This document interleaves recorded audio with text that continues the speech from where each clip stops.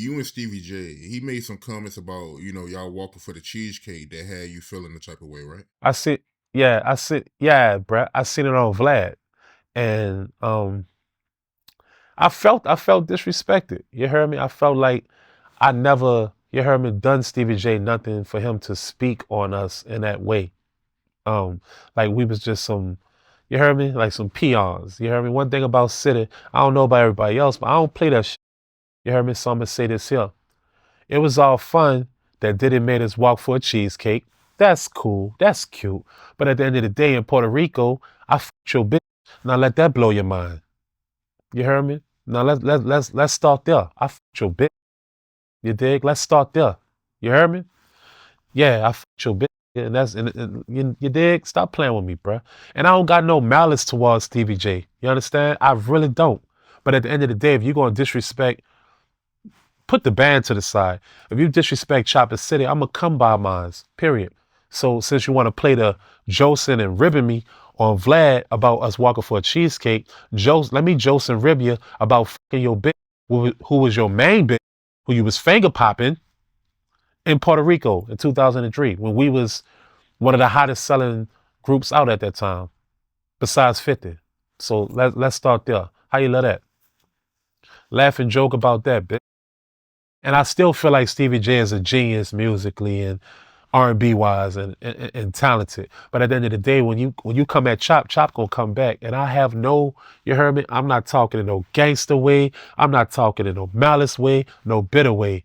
But you had no right, you heard me, to play with Chopper City. You can play with them. Don't play with me. I don't play. Because if you see me in person, which you have buku times, you know it can go down at any time. And I'm not even, you heard me, presenting or coming like that. But I'ma stand about me.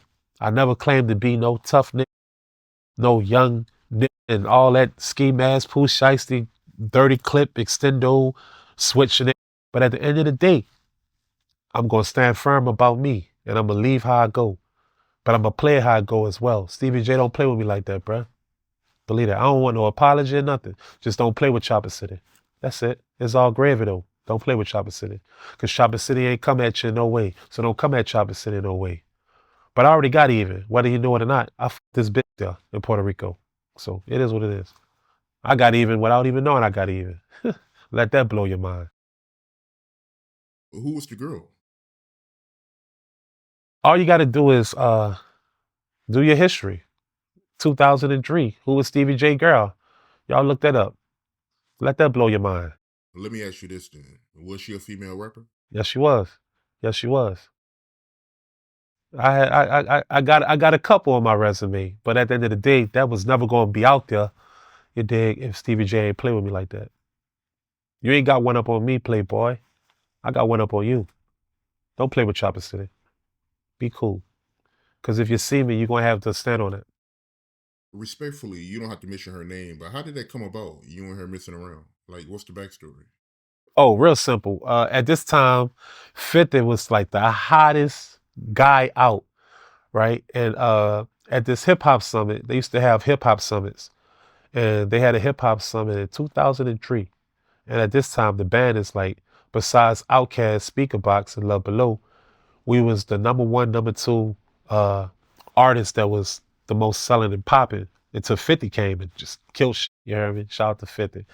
But Saint Lunatics, I'm on this, like, all the hip hop people, no matter who you are, from it, no matter who you are. We had hip hop summits in the Bahamas with the Tricks, and everybody is in like one whole hotel, and it's like a resort. You heard me? And everybody just all go to one place to perform for the fans.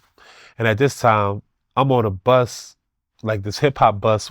It's all facts with the Saint Lunatics, Nelly and the Saint Lunatics, the Murphy Lees and the Ali's and all them there. And I'm over there with a little bitch, and I'm like, it's like, man, this nigga shop crazy. Well, the funny part about it is, I had a little Puerto Rican chick with me, you dig, and I go into the hotel, and I told her that I said, I'm gonna come back down and come get you. But I've been spotting the girl the whole time. I've been had a crush on her the whole time, you dig, and she stayed like right down the hall from me. Well, basically, I was supposed to go back down to go get her. You dig? I just wanted to make sure nobody was in the room. I was supposed to go down to get the Puerto Rican girl, but I ended up seeing the female, coming out her room. I knocked on her. I didn't knock on the door. I walked past her, and she was by the door. And basically, I was like, "Can I eat your pussy?" I just straight said it. Oh, I was wild back then. I was reckless. I was just like, "Can I eat your pussy?" And she was like, "Boy, what?" And I was like, "Damn, can I eat your pussy? I just want to eat your pussy. I've been a fan of you for a long time." You heard me? And she was just like, "What?" And I was like, "Can I eat your pussy or no?" And she was like, "Boy, stop." And then she opened the door. We kicked it. She let me eat her pussy. You heard me? I tried to pause, but this ain't no pause. I tried to, while I was eating her pussy, I put on my pants. I popped my dick out. You heard me? And I low key try to, like, bro, like when you hear me eat a bit of pussy, you try to creep up on her with the dick out. You low key try to pop it in her. You heard me? And she was like, "Hell no, get a condom." In my mind, you heard me? I'm thinking she's gonna say, "Hell no, what is you doing?" She said, "Get a condom." You dig? And I had like an old condom in my wallet. You dig? And that bitch was like balled up like this and shit. If I put that bitch on, I hit her for like 2.3 seconds because she was like, "That's enough." And I hit it, and then shit, I walked out, and I was the happiest guy in the fucking world. So that's exactly how that went. Facts. I was wild back then. Like, if you know the chopper, you heard me from back then, I was wild. I really was, son. I was cutting up. And I was fucking everything. Everything bad, all the little rap chicks, the R&B chicks, you name them. I was trying to get in where I fit in. So shout out to little Chris Brown, because he got it from me.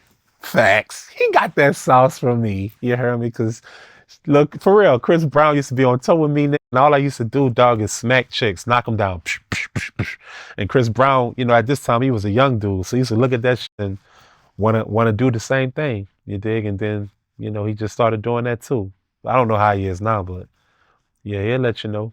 Chopper was his guy on the road because Chopper was straight rock star status. So yeah, that's all facts though. That's definitely what happened.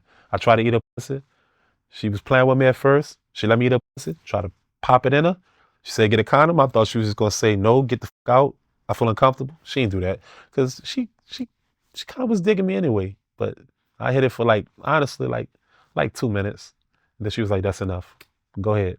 And that was it. So shout out to Stevie J for that.